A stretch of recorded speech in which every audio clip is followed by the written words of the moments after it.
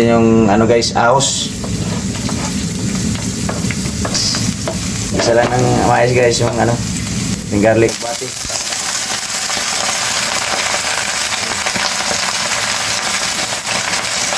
Yung bati guys, hindi natin lagyan ng tubig guys, kasi ito tubig yan.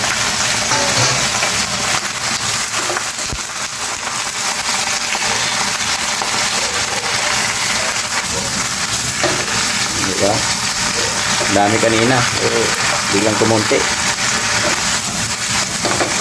Ang ano guys, lagay tayo ng asin guys. Oh. Black pepper. Ang yum yum yum. Kunti lang guys, yan. Halo natin para mag-mix yung lasa.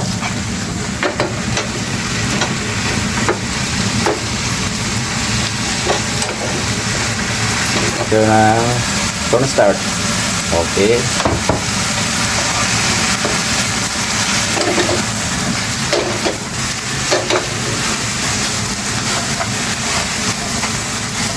So, ito na guys. Ito yung ating alugbati garlic guys. Okay.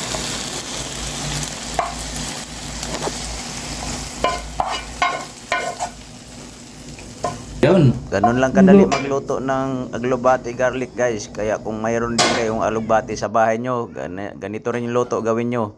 Sigurado. Simot to.